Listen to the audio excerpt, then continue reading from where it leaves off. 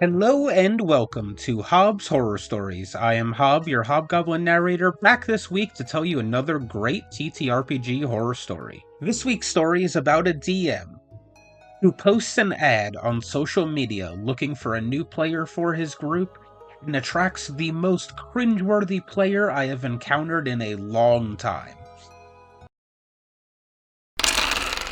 Where's my D20? Gobbo!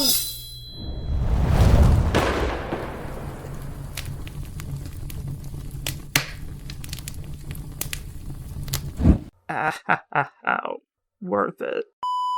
This week's story comes from Reddit on r/rpghorrorstories and was written by Suffering Cubs Fan. The title of today's story is Player utterly ignores all of the character creation guidelines and is upset that his character isn't accepted. While this story isn't as horrific as many on this sub, I still found it to be funny and thought that I'd share it. I'm an old school GM, 34 years of DMing, running an old school game, D&D 2nd edition, aka AD&D.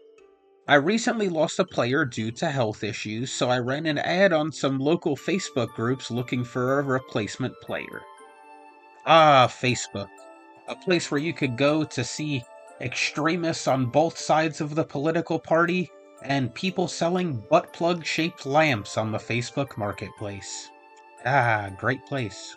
Very great place. One of the guys who applied claims to have played a lot of 2nd edition D&D, so he was confident that he'd be a perfect fit.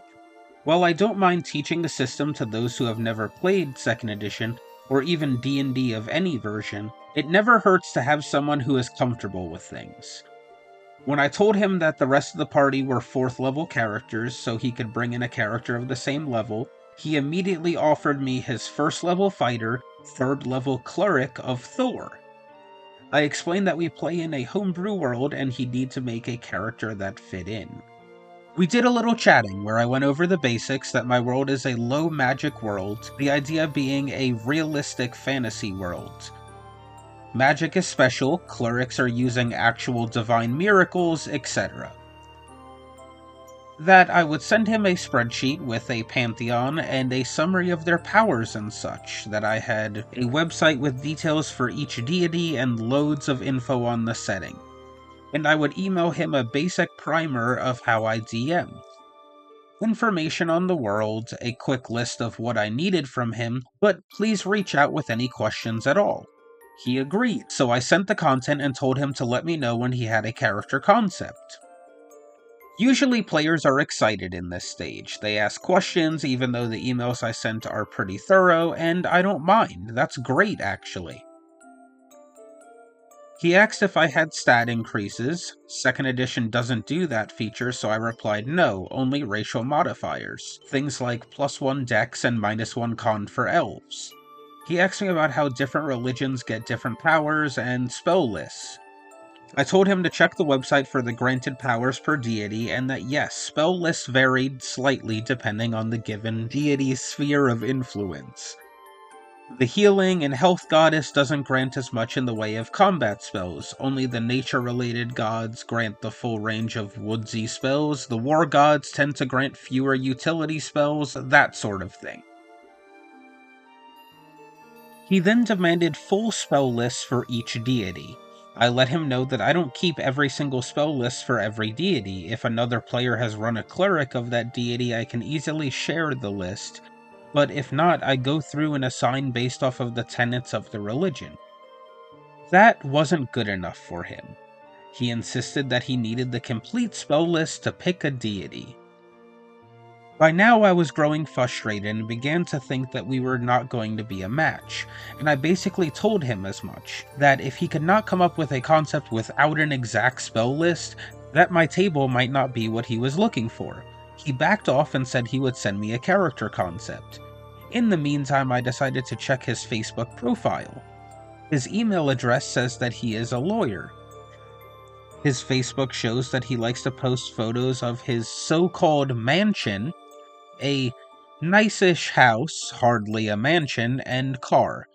Every pic of him is a selfie with him mean-mugging the camera, usually with his Special Forces trucker hat on. Apparently, he's ex-army and very proud of that. He had pic after pic after pic of him in the same hat, looking like he was ready to eat a baby? What does that even mean? What? How does one find pictures of someone looking like they want to eat a baby? Like, what? Okay.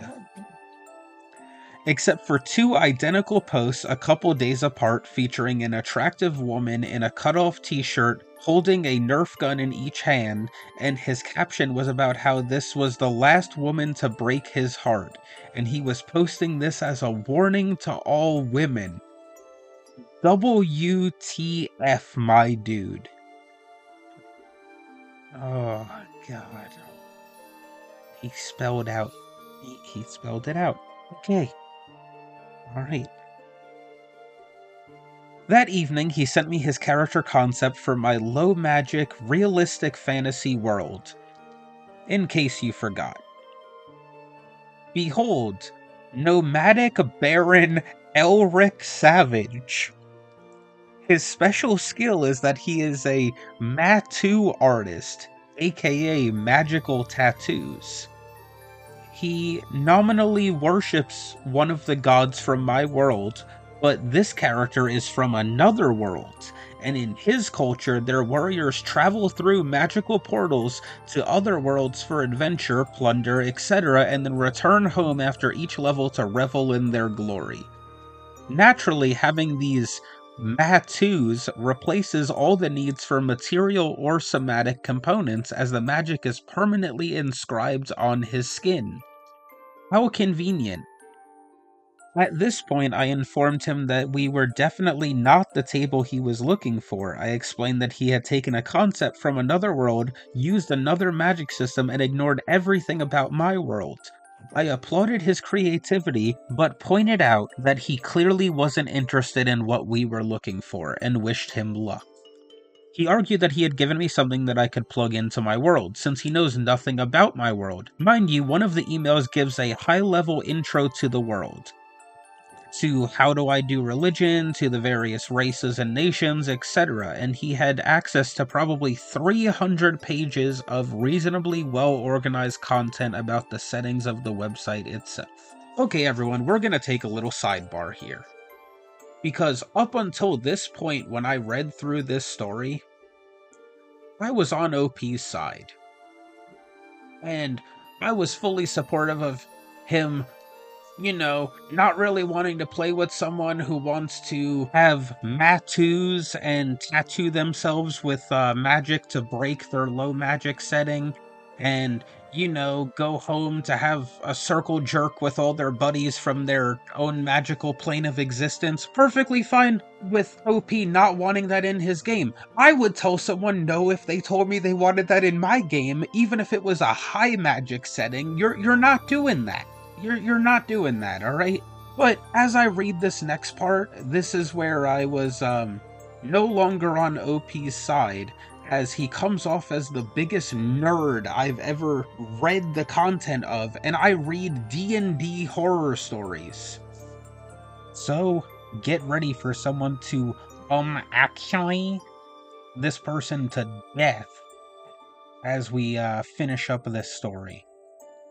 I told him that he could have read the blurb on religion he picked a nation off the map, and given me a generic enough backstory to work into any fantasy medieval setting, but instead he had chose to play a dimension-traveling wizard/warrior/priest with magical tattoos.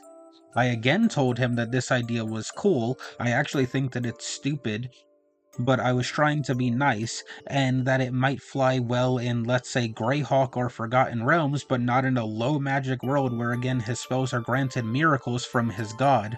I didn't even bother addressing the ability to plane shift pretty much anytime he wants. Plane shift is not available to priest until 9th level, and he would have to homebrewed to work the way he wanted.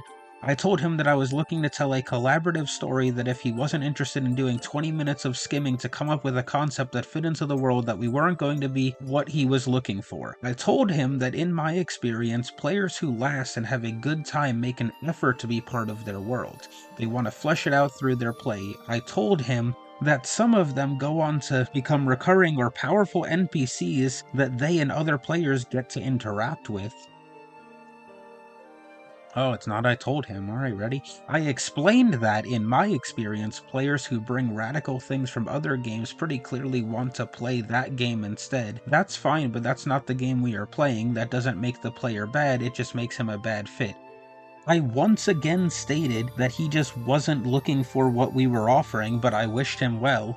So of course he clapped back, telling me that this was obviously an ego game, just about me and my ego, that he hadn't picked up any entries from the setting because I scream of ego, and would have been offended that he was no longer interested in playing with me because he didn't want to serve my ego, and this was not fun.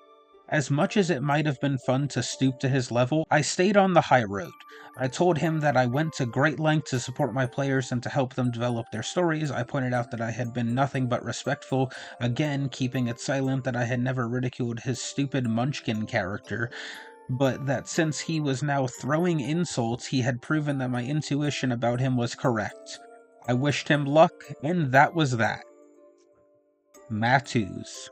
So, a couple of things for OP in this. The first being that I don't think anything that you did has anything to do with ego.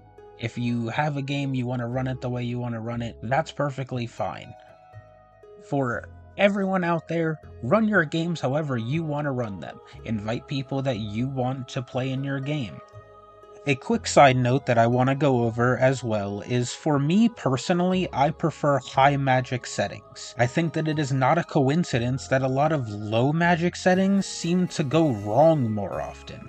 At least from reading all of these stories, those are the main ones that seem to highly populate Reddit. I know a lot of people think that, oh, you don't have magic, it's gonna make the game harder. Low magic settings do not make the game or the world they're playing in harder and more complex, or more challenging.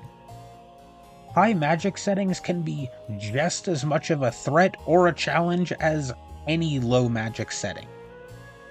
Imagine that the players are walking down an alleyway when they see a thief trying to steal a purse. They go to stop him, and then all of a sudden the thief turns around with a wand of fireballs. The party goes from expecting it to be a clean sweep and have no problems to worrying if they're gonna get blown to the next kingdom. Ultimately, I play fantasy games to escape reality, to blast fireballs from my fingertips and turn people into dinosaurs. If I was going for a gritty realism type of thing, honestly, I wouldn't be using D&D in the first place. There are a lot of other TTRPGs out there, and a lot that are way better suited for gritty realism and low magic than D&D. I guess, with all that said, that's my rant, and that's the end of today's episode, so let's hit that outro. I hope you enjoyed today's story. If you have any stories you would like to have read here on the channel, please share them to the email in the description below. Or, if you want to see the Goblin Grotto and join our little goblin community, there is also a link to our Discord. If you could please like, comment, and subscribe, it would help us greatly to slay the monster known as... The algorithm!